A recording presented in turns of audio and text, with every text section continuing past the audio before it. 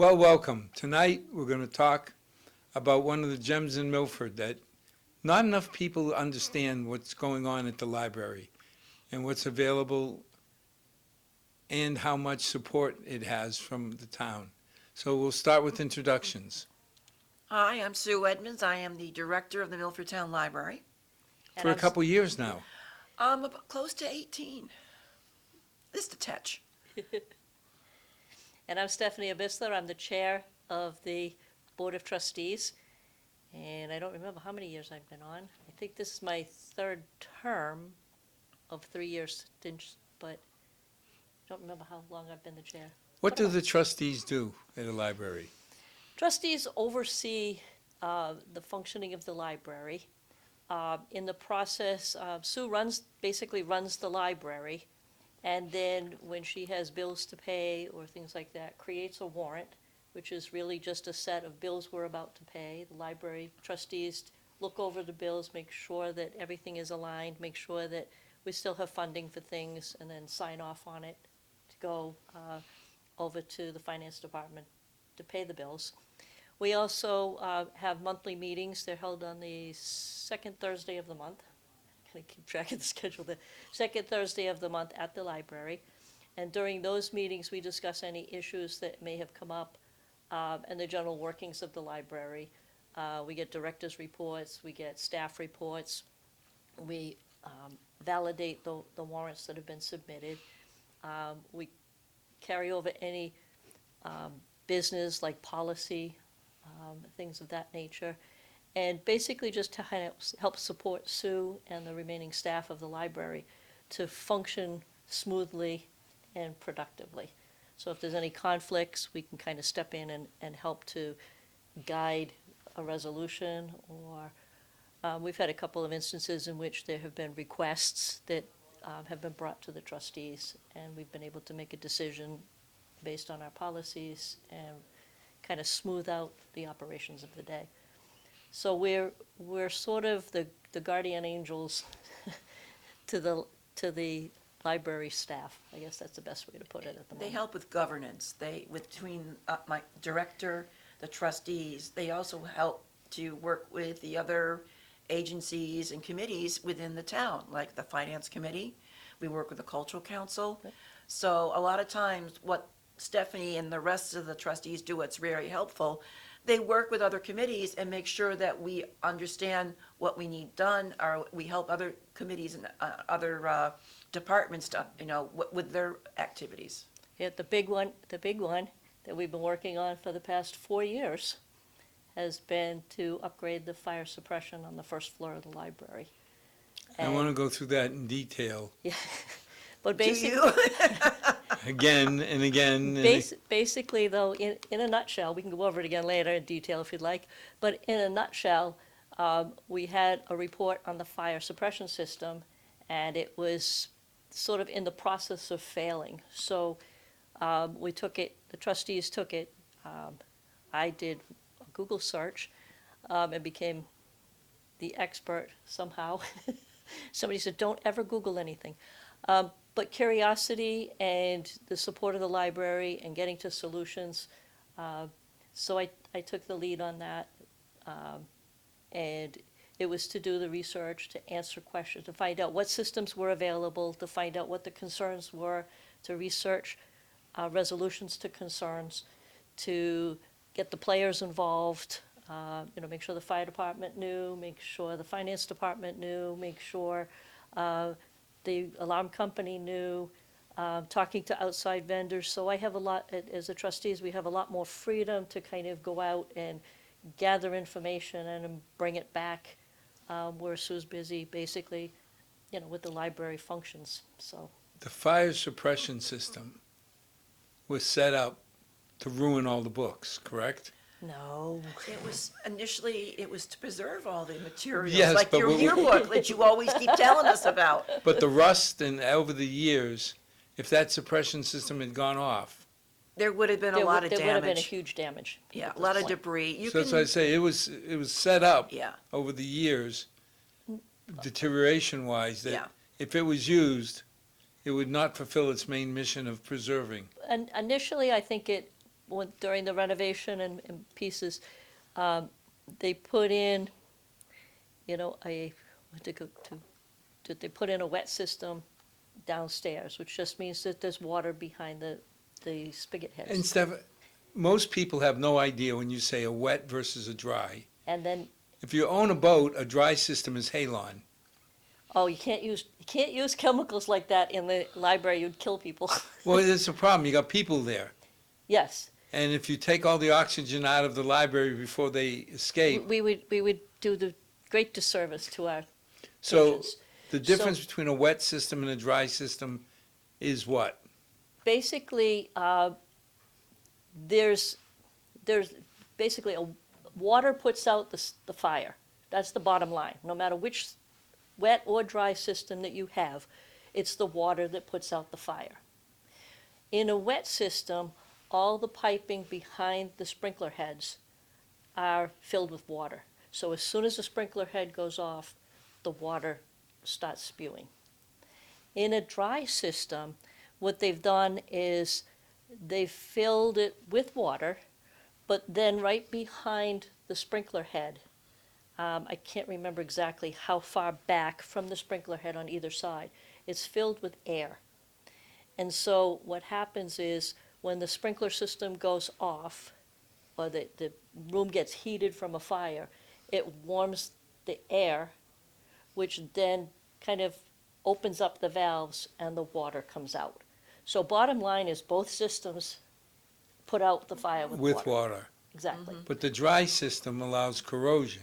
The dry system allows corrosion because when you get moisture and air, it produces the corrosion.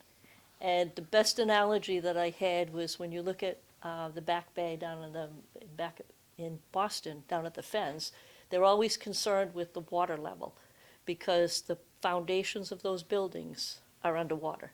And as long as they remain underwater, they are The pilings preserved. The don't pylons are- rot correct. if they're kept underwater. Exactly.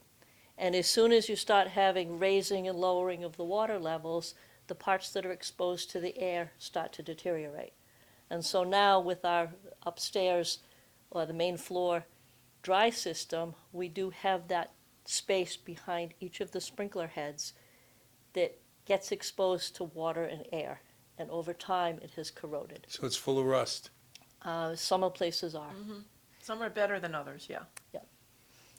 It's So not a complete overhaul. We've been but working on this for how long? 4 years. Well, From first Yes. notice yeah. to We've gone this to at past least 3 Monday. town meetings. A lot of it, things were discovered over the years, and also, sometimes we had, people make suggestions that we had to follow up on before we could do the project, because we want to make sure it's done the right way. So there was a lot of suggestions along the way, and we looked at every one of them, and with Stephanie's help, we got the funding, and I think we're very confident on the project we're doing now. What's the final price? 534,000. Because I remember it was 175, Yes, it 250. Well, was. it started out at first, they thought possibly they could just kind of replace the heads. And then when they looked a little, and that's when we said, oh, we had the small amount, and we thought we could get that done. And then they opened up one and they go, there's corrosion in here that we're gonna have to, so then there was a big discussion about whether we would have to take out all the piping and put all the piping back in.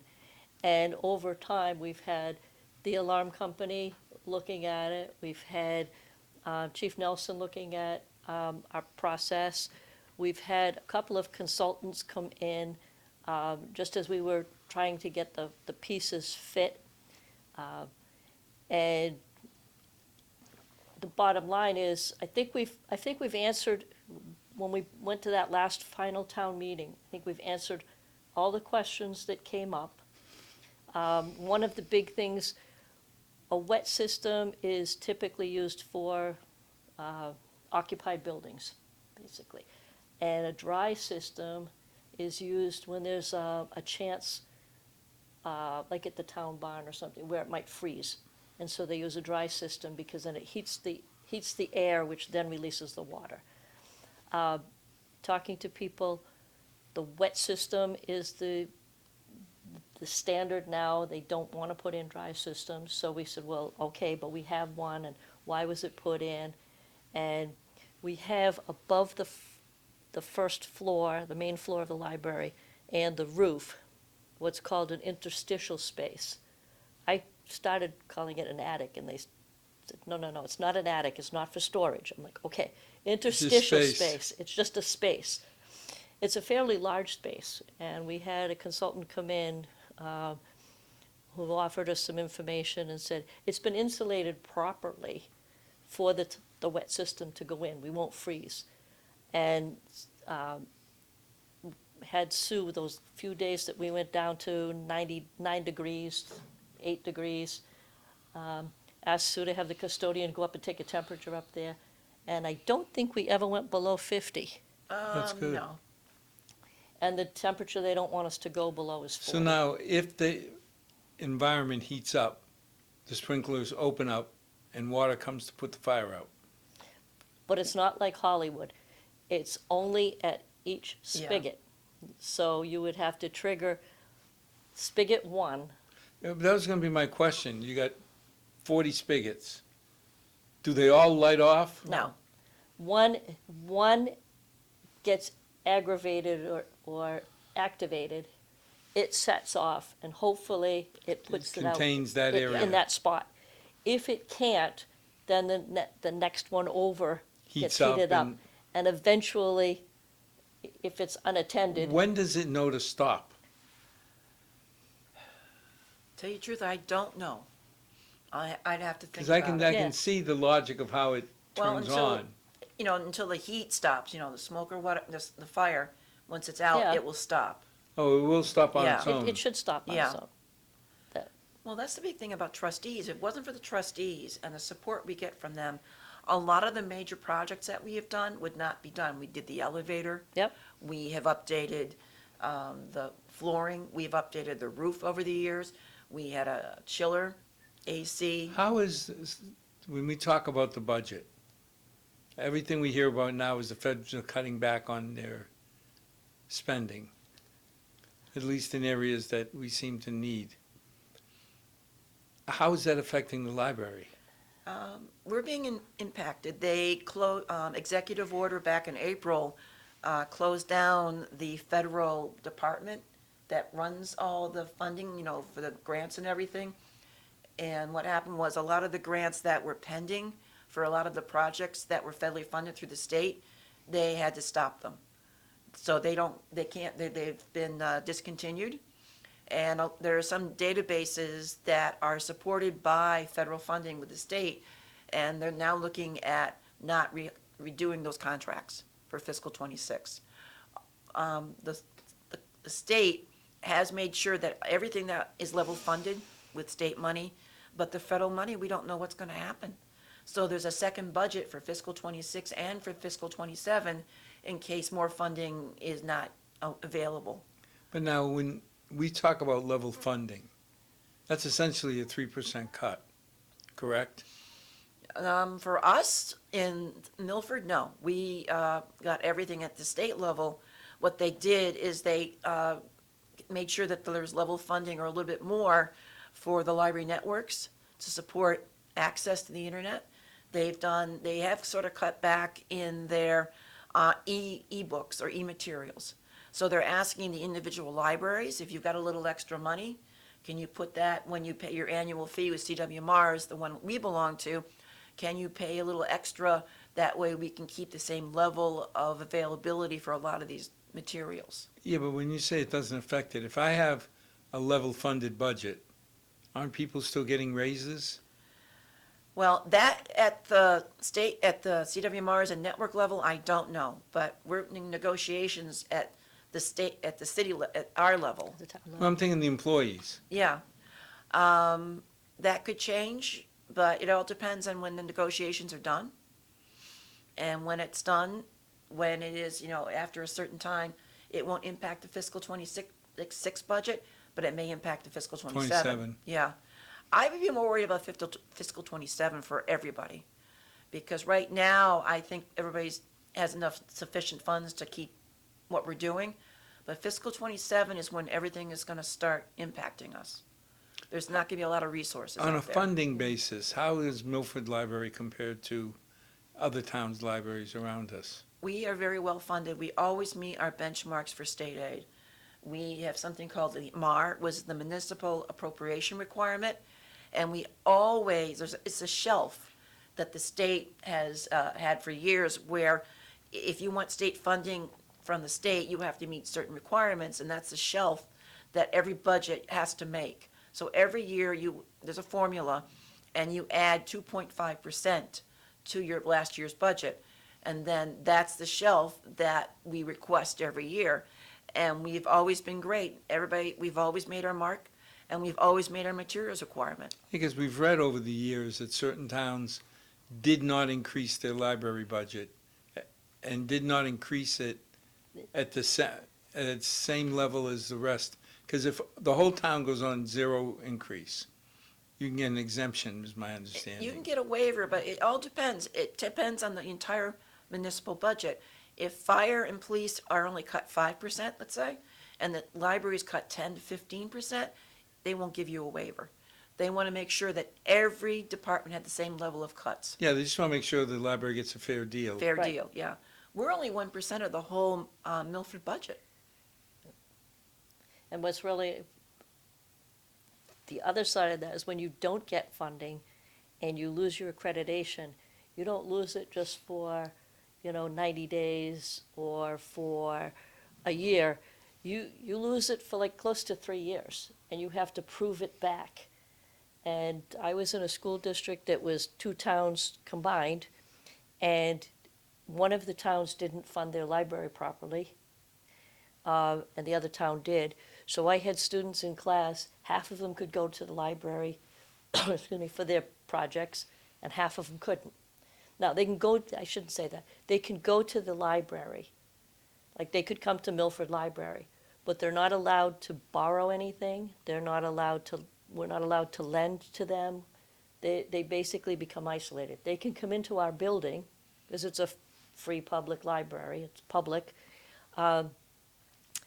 They can come in, and they can sit in the library, and they can read the book, and they can take notes, and they can use They can't our take it home. facilities. No, they can't But they take it can't home. take anything home. Well, the same thing that I know a number of times my darling bride has mentioned, that she's got to go down to the library and pick up the book that's coming in. Because it wasn't available in Milford, but is it C.W. Yeah. Mars? CWMR's network, yeah. You could get it from a neighboring town. And you can also use neighboring libraries. So we do have a lot of patrons from Hopedale and Mendon that come by and use us because we have more expanded hours and certain, different collection. Yep. But then we borrow things from Mendon and Hopedale. We borrow them from Bellingham. Yep. If you lose your accreditation, You can't You borrow, can't do it. you're shut off. You're Right. shut off. you're isolated, you can't do anything. 2 years ago, Franklin had that problem. The library wasn't funded correctly, and they could come in and borrow, sit there and use things, but nobody within the rest of the libraries were going to give them access. Yeah, I remember years ago where we were getting close. And the questions always come up, are we meeting our minimums? So that we maintain accreditation. Yeah, and that's very critical. I Yeah. mean, our library, being a retired teacher, I wander in and out of the library at odd times. And it's usually pretty busy at any given time. Sometimes there's a little lull, but there's usually somebody in there in the adult section, studying, they have their laptop open, they're reading, they're playing with the puzzles, they're picking up, they're using little shopping carts and going up and down the aisles, picking out books. You go into the children's section, and there's always somebody on the mat. There's always, a parent reading. You go down to the young adult section, and that's packed lots of times. And Now- it's a social area as well as a, How much of a shift are we seeing away from physical books to e-books? I'd still say it's 50-50. It is that high. Yeah, there's some benefits to having an ebook. I think, when your wife, same thing, she can have 5 or 6 books on her device, and she doesn't have to worry about, and you too. Carrying, as Stephanie Carrying it. says, Carrying. 2 or 3 books exactly. as But- you get near the end of one. But sometimes a good children's book on the beach is much better than a tablet or the phone. It all depends. Yeah, there are times a physical book makes a difference. Yeah. You can turn back a couple of pages and catch a character. If you're on an ebook or something like that, to go back a couple pages depends upon what font you're on, and sometimes it's back It 3 sometimes pages. doesn't feel the same. It doesn't. No. To see the critters in front of you and flipping back and forth with And my if they install a granddaughter. map at all, you don't really get to expand the map, or magnify it. So there are benefits. There are benefits Yeah. to All both. of us who grew up in Milford have our own memories. You know, my daughter used to always want to go down and see the white-haired woman who reads me stories. Yep, Sue Ellen Sue Szymanski Ellen. was very good for a long time. You know, and what are we doing to get our next generation indoctrinated in the library? Well, every year we have summer reading programs, and I gave you one of the ones that we're doing. It's called Passport. And what it is that we have it in Spanish, Portuguese, and English. And what the students do, they come in and they answer questions. Like one of the questions is, watch a movie or TV show based on a book. So you do that, and you come back and you tell us what movie or book it was. We stamp it, and that means you can go. We have the prizes this year. We have prizes every year. They're either new beanbag chairs for the children's room, or we're going to get a Lego table. So Oh, how cool. it's an incentive to have the students come in and do this. And And they other- get little stickers in the meantime. Little I mean, stickers. they get little incentives along the way. It's not wait till the big project at the end. And the other thing is going to be become a kid librarian. So what you do is you sign up in the children's department, and you can create a display over the summer of what books you liked and what you think people should recommend. And Sam's been very good about Yeah. going back over to, particularly Stacy, because it's right next door and it's part of the children, but to promote library cards, to do tours, to put up activities. We've had a lot of people from out of town bring their children over to our activities in the Milford Library. Now, this is in English, Portuguese, and Spanish? Yes. We try and make sure all our information is in those 3 languages. What's the split? I'd say thirds. A lot of English speakers, and then we have some that are primarily younger ones, Portuguese or Spanish. But everybody has, we have a lot of multilingual families come in. Mhm.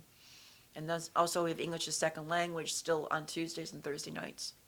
Oh, you still do that program? We still do that, yeah. And we have got some great volunteers that have been doing it forever. And Ann Berard, who manages the program, also will help out as needed with the classes. And then she runs the book club with the senior center. Senior Center, yeah. And the Cornerstone. Yep. So she goes out. What's a book club at Cornerstone? I think it's basically the similar reading program is that they'll bring in the books. I'm not sure at the level of expertise whether it's being read to or whether it's participating in a full read-along. Well, I know in my house, my darling bride's part of a group that they rotate house to house, and they read a book. I don't think it's once a month, Yeah. and then they get together, and it's always interesting to listen to the different perspectives on the book. Yep. So it's kind of like that, only Well, in Cornerstone, it's the assisted living. So she's bringing in the library to the facility. And I know, for example, my mother-in-law was in a assisted living before she passed, and she would go down to the little library, and she would come back. She'd fill her walker with books, and she had a little stash beside. She says, "This is my little library." It's very critical for people in that setting to stay mentally active. And so for Ann to bring the books in, whether it's to bring them in or to read them in or to engage them, it is a good library service as well. And we have volunteers that will also take books to people, seniors Yep. and oh, whatever, yeah. nice. We have some very good volunteers. Yeah, Sal used to take advantage of that. Oh, yeah. So now, I'm a kid, I want to participate in the passport program. What do I do? You just come to the library, to the children's department, and we set you up, we sign you up, give your passport a number, and then from there, you just follow the instructions and see how long it takes you to do it. And once I've done it, my benefit is, You get to have as number of stamps, you can put on and make a decision how many votes for each of the things that we possibly will buy at the Oh, end of the cool. summer. how many kids participate? Do you have an idea? Last year, we had about 400. Oh, wow. Yeah, Yeah. it was a large Yeah. number of students that came in. And the adult summer program, which we kicked off this last week, we already have 19 people signed up. And you can go to look at our website, which is milfordtownlibrary.org, and there's information about all of this on there, the passport, the adult reading, summer reading this year. Last year we had 35 people, and we got things like from Rail Trail. There was a bunch of gift cards and things like that. So now as an adult, I'm showing up to do what? To take books out or to read there? Or? Read there. We also, that's true, we're going to have a silent book club. That starts next week. What people will do is they come in, they find a spot to read in the library, and we'll have nibbles in the children's program room so that they'll be able to have like a snack or a drink, and then they can meet other people who are there in the book club, and they go back to reading. Snacks and drinks in the library? We've been doing that for a long Poppy time. Romelli would roll But over no in her glitter. grave. I We don't do know. glitter. We don't No do glitter. glitter, no. No glitter. No, But we also, sometimes, we also have a Mahjong club starting. yeah, we had a Mahjong club. So we have all kinds of stuff going. Look at our They have a chess website coming club. in. I'm still trying to get over having a drink or a snack in the library. We used to hide them in our coats and pull them Yeah. out one M&M at a time so nobody would notice. Well, we sort of restrict where you can, the children's room, let's face it, there was really no way to keep food out of there. And the young adult room, they get hungry. So in the adult section, they can have drinks, but they can't have, snacks, shall we say. Covered drinks. Yeah, covered drinks. How is the herd from Stacy still going on? It's there. We're glad they come over. From about 2:30 to about 6, it's loud, busy, vibrant. But that was the idea of having downstairs, right? Yeah, Because I could come upstairs and I wouldn't know anything. And basically, they've worked out well. They've basically stayed downstairs. It gets a little loud in the downstairs lobby every once in a while, but basically, they have their space downstairs, and you don't generally hear them upstairs. When they come back upstairs to the main library, there's kind of an understanding of protocol of, sort of a traditional library. It's supposed to be a little on the quiet side, on the reserved side. It's not silent, but, pretty much that. When they go downstairs, they're kind of soundproofed from the rest of the building. And then the children's section is segregated off so that they can, I don't want to say run around because that's not really what we want them to do, but they can travel through the library without being supervised. They can kind of be on their own, they can pick out books, and they're contained so that they're safe and that they're non-disruptive Well, that to was other always one patrons. thing that the first time you experienced the herd, when you hear the bell at Stacy and you see the massive humanity coming from Stacy, and you say, why are they doing this? And what I kept hearing is, for a lot of these kids, it's a safe place to be. It's a safe social place to Yeah. be. Because mom and dad have to work. Yep. And I can't imagine too many of them get out at 2:30 to be available. So the young adult room gave an area where kids could be kids, but be safe and learn. we do a lot of things with the youth center. The youth center draws a different type of clientele than we do sometimes. It all depends on what's happening with the programming in each place. Mhm. We find that the kids like to come in and do projects. They don't want us to show them how to do it. We give them the piece of paper. We give them the project that Jackie Gorman, who's our young adult librarian, or the other youth services staff, and we put them, and they take it and they interact with their friends, And they, that's what they want to Yeah, do. we've been I still got to putting- get used to Gorman. To me, it's still Jackie Owls, Yeah, even though it's been decades. But when you say the projects too, they're little activity bags. And so all the parts and pieces are in the activity bag. And they've been picking up activity bags, they go to do them, they put them back. A lot of independence. yeah. I But- mean, we got Cupcake Wars coming up on the July 10th. We've got Mug Rice Krispie Wait a Treats. minute, Cupcake Wars. Cupcake Wars. I just took the flyer. This is in the young adult room. Improv games on June 27th at 2. Learn how to draw a magna at on the 22nd of July. So there's a lot of, we got candy salad and tie-dye coming up. Dirty soda bar and jar painting. I mean, these are projects that they can just put a group together, and they're very happy doing it on their own. How many people, or I wouldn't say, yeah, people, kids, young adults, adults use our town library? Well, now people aren't focusing on patron visits. They're focusing on use and how long you stay. So we usually, one of the things that we had to, when we did our state aid requirements for the errors report, that just basically tells you about use and how many people you have, the kind of resources and holdings you have in your library. We usually had close to 200,000 visits, but that's back and forth. You know, kids come in back and forth, so they decided that's nice to know, but they're really focused on programming and resources. Engagement. Engagement. Yeah. And we do engage a lot of people. It's steady. Like Stephanie said, there may be a couple hours or there's not that many people in there, but they're engaged, they're learning, they come in and use the various resources, either our e-materials or our regular book materials.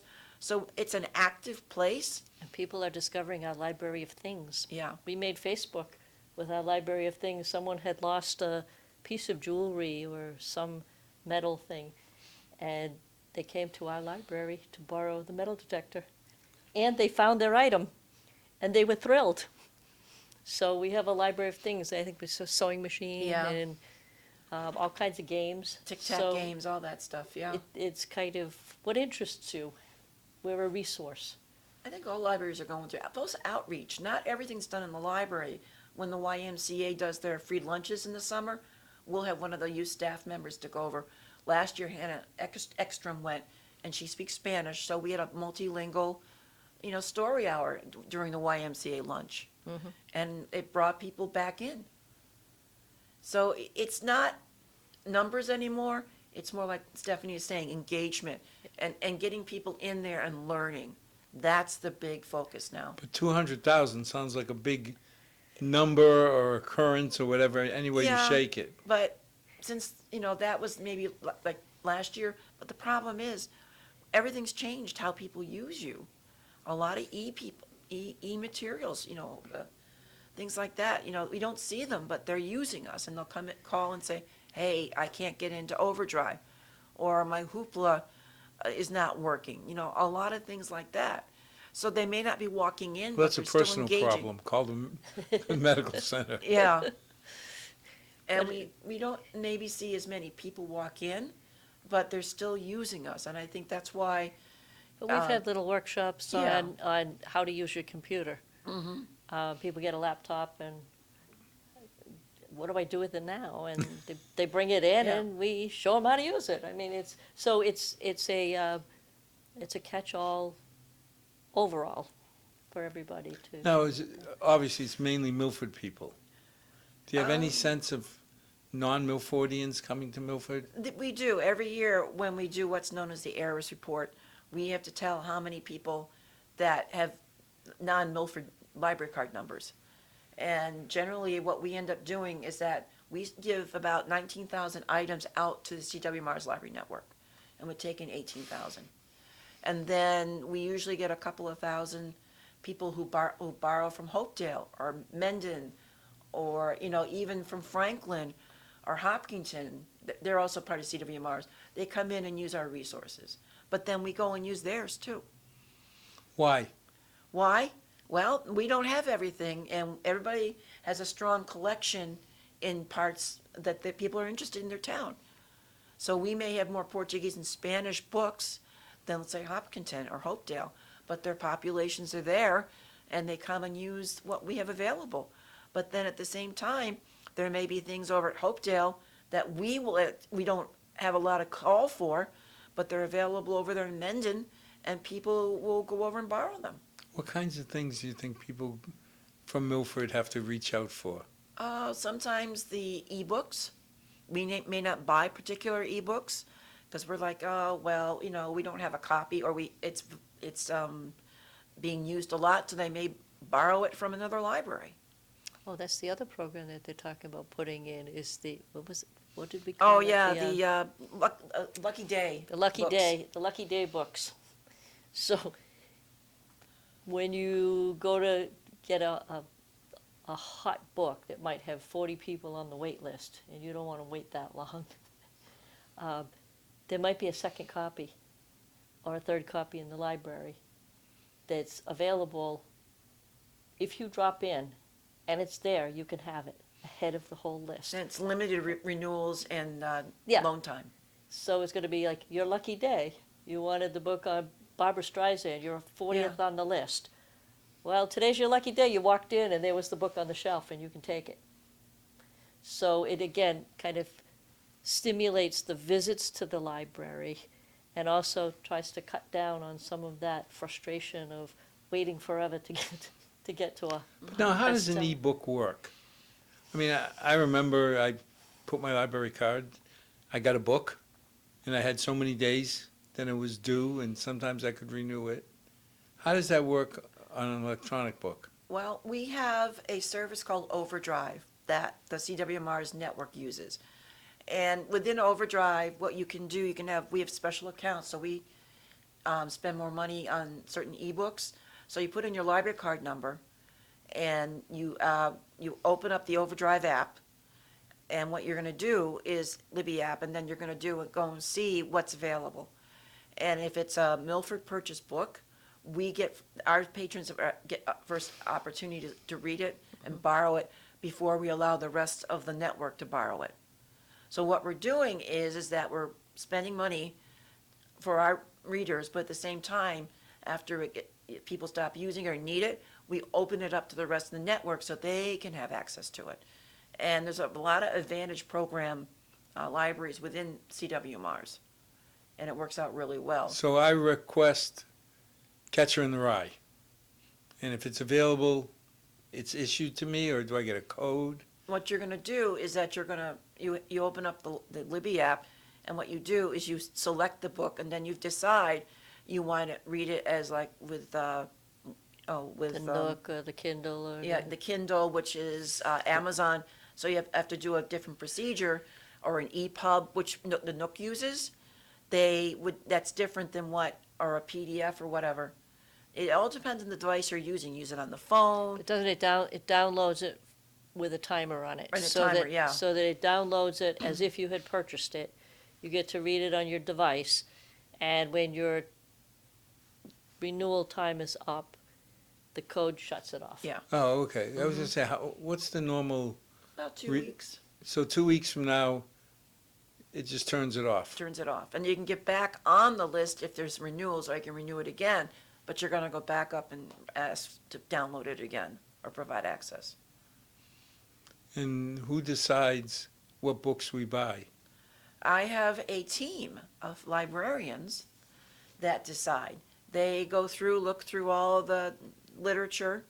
They also look at Amazon, they look at recommendations, and then we decide how we want to purchase the book. If you want to do it in ebook only, if you want to do both, a regular book or an ebook, or just purchase it, and a lot of times it's only available as a regular book. So you look at the New York Times, you look at the best books, all Publishers the Weekly, different. yeah. And then we had some controversy years ago. There's I guess it's a subscription called Wowbury, W-O-W. It's WOW, yeah. Yeah, Wowbury, that sends out a list at forget if it's weekly or I think it's. It's once- monthly. I was gonna say, I thought it was once a month. I belong to so many of them now, it's like ridiculous.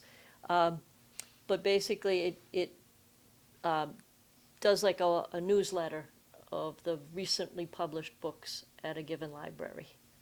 The reason I say we had some controversy is somebody thought we were, this was years ago, somebody thought we were purchasing too many of this kind of book instead of that kind of book. And so I signed up for probably 6 towns around to see what was on Wildberry. And it's basically a marketing tool. But it shows sort of what each library is doing currently this month. What I was finding is that we weren't that far off when we were ordering, ABC book was popular this week, so every library in town was, or not in town, every library in the area had ABC on their Wildberry list that they had purchased. And then you'd see a few odd ones. So it was kind of interesting to find out that we're pretty, I don't want to say middle of the road because we're not No. really middle of the road. We're paying attention to our clientele in town. Now, every so often you hear, mainly out in the square states, that the library trustees are being requested not to buy certain books. And obviously, the pesky First Amendment has an opinion in that, but did we run into the question of censorship? We did run into, I think, one book. One time. One book. So I took it out and read it, and I'm like, there was one page in 400 pages, there was one page that was objectionable. And it really wasn't objectionable, it was a cartoon.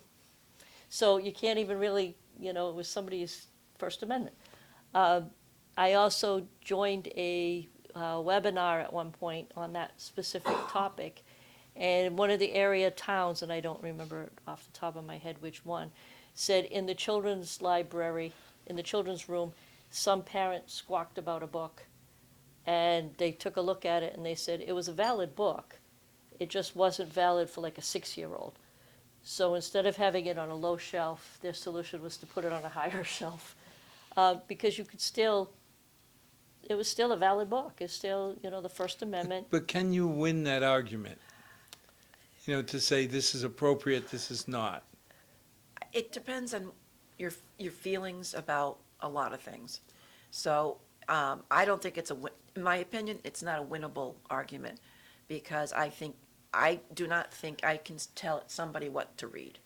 It's open, people are allowed to do what they want. If you don't want to read it, don't read it. But I'm not going to deny you someone an opportunity to read something that they feel is very important. And I think what we try to do is put it in an appropriate place within the library. So,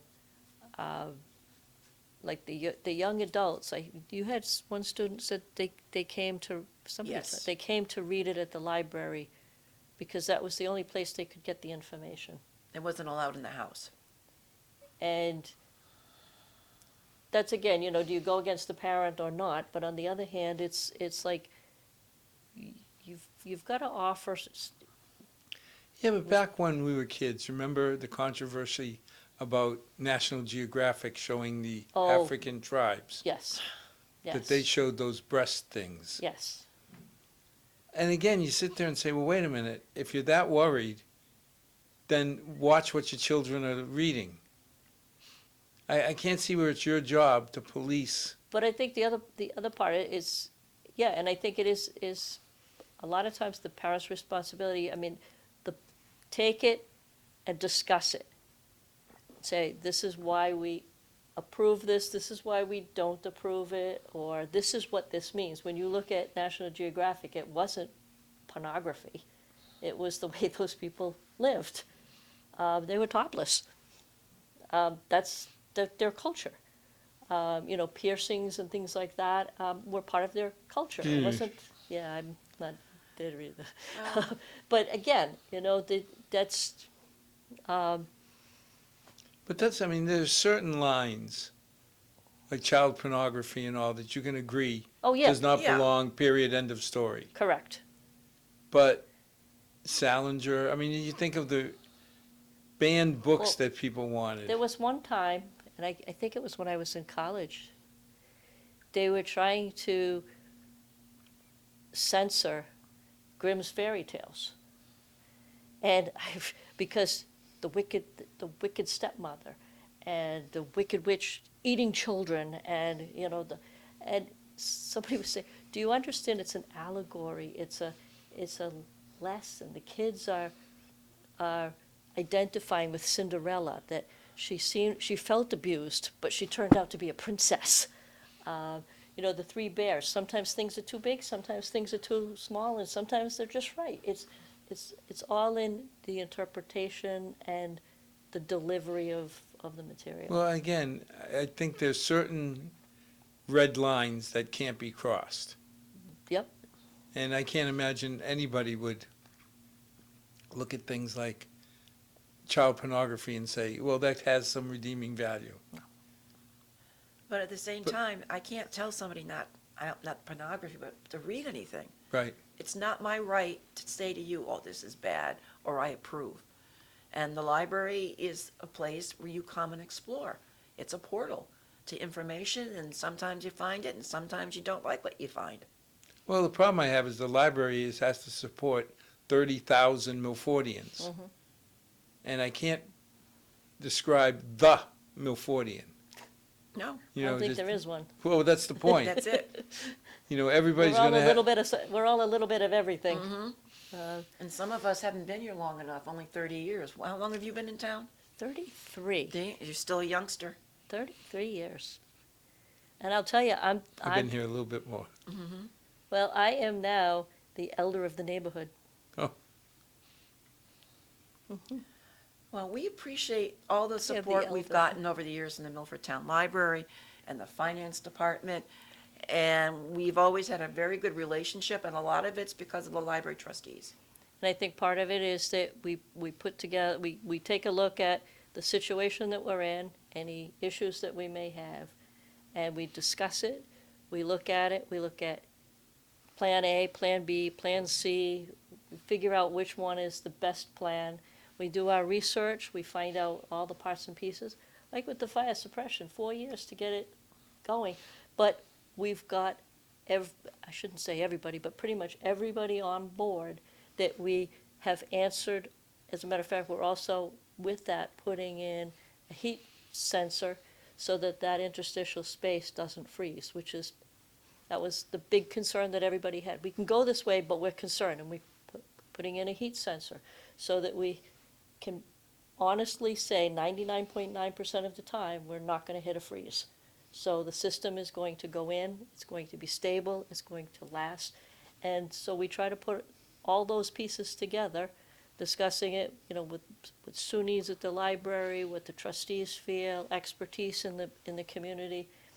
And then we present to the finance committee and Now, town you meeting. mentioned that you feel comfortable for at least the next year with your financing. Part of the concern is the social element. Because we're seeing places like churches and all that some of the immigrants are scared to go and participate. Is that happening in the library? It's happening everywhere. We have seen not as many I'm sorry. students, but at the same time, we welcome everybody, we support everybody, and so we sorry. don't ask anybody's status. We just make sure they find the information they want, and they do it in a secure, fairly safe environment.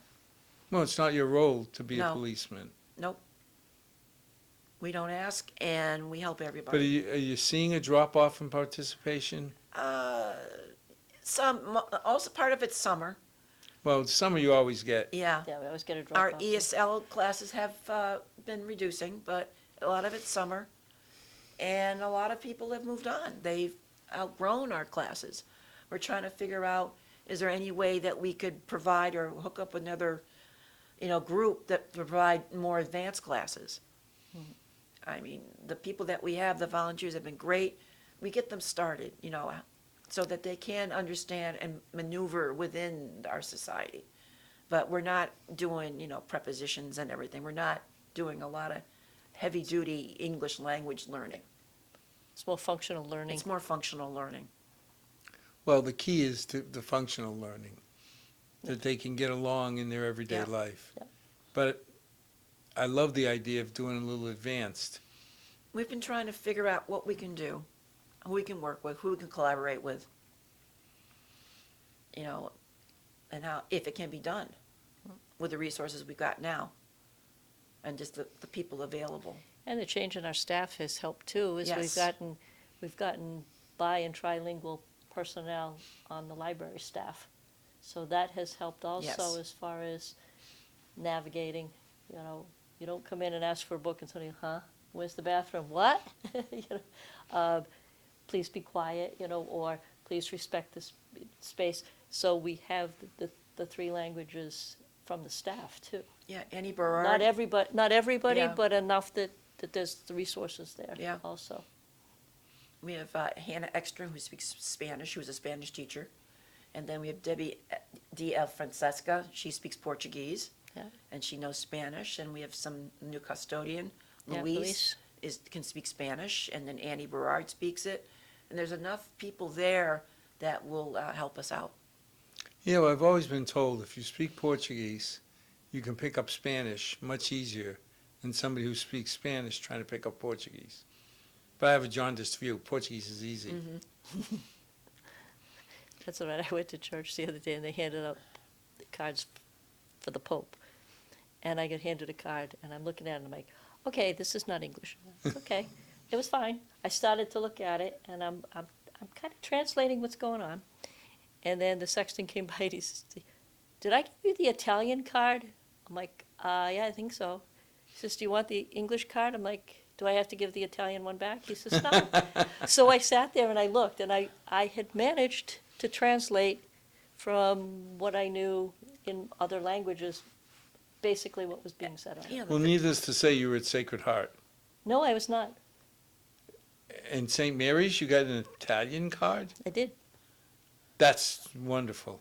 Yes. Because if you said you got Portuguese, Spanish, I would have thought St. Mary's. Italian, I would have thought Sacred Heart.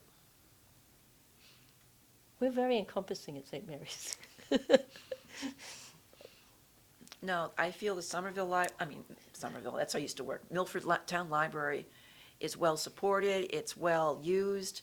We're always trying to find new ideas and programs that will bring people in.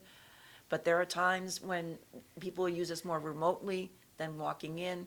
But I think it's a very healthy situation, and we're grateful for what we have. Well, I mean, again, I believe your mission is to serve the 30,000 people in Milford, not to serve them physically or electronically. It's to Yep. go to them and serve them as best they can. So I admire the fact that you're adapting and going, 50-50. That's interesting. I say 50-50 from the use I've seen. There's still a lot of people that love books and will come in, and it's part of their day.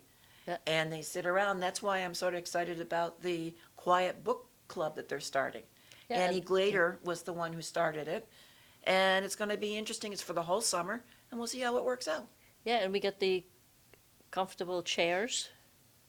Yep. So that now you have a couple of cushy chairs over by the windows overlooking the staff parking. There's a couple spread around through the library. So instead of always sitting at, a school desk type, Yes. which can get uncomfortable after a little while, there's a couple of cushy chairs, whether you're just sitting there and, and looking out the window, or whether you're reading a book, or whether you're waiting for a meeting. There's Years ago, we went through a big infrastructure update.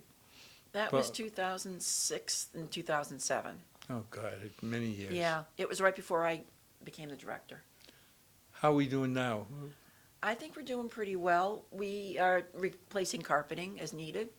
We're revamping children's furniture as needed. Yep. Same thing with the adult. I'm looking at trying to get things done down in the lower level, replacing that carpet. That last children's kind of influx of furniture and rearrangement has really, And the staff, yeah, we've had some in- donations. in- Criterion donated some little tiny You know, the coloring tables came through our capital planning. Yeah. We've had some other Who was the donations. donation? Criterion, they gave us little chairs for our coloring tables. Oh, cool. And they also gave us some sort of little tiny chairs, you know, that they're plastic, that for a little one could sit in. Yeah. Yeah, and we've got benches. We're working on periodically getting things done.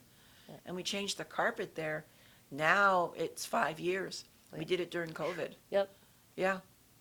And we changed the community room carpeting back in '21. And then last year we did some other for the front part of the circulation area because it was well worn. And Oh, down yeah. the stairs, now we're The looking at the stairs. basement. The Getting, downstairs. yeah, downstairs, getting that done, and also the staff rooms. Any big challenges you see coming up? The electrical panel. Electrical panel, doing that, because that's 15 years old, it's end of life. We did that with the elevator. I think making sure that our programming keeps being fresh and responding to what the people want, and the staff is very good about that, and trying new ideas. We're always welcoming new ideas. If they work, fine. If they don't, we'll realize maybe next time we'll try something different. So I think that funding in the next fiscal '27, I say, will be a challenge because nobody knows what's going to be happening. And we still want to be able to provide excellent service, and we're going to have to see how we can do it. Every Well- library's going to face that. I was going to say, we won't be unique in that. No, we won't. And there'll be some libraries that will falter because they don't have the support like we do.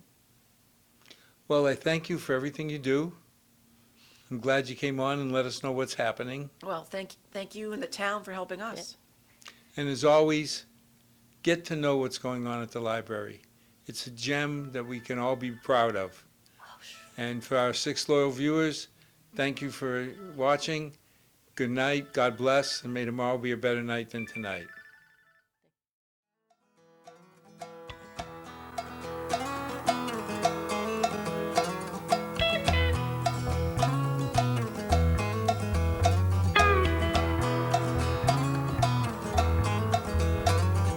Far too long since I've been home.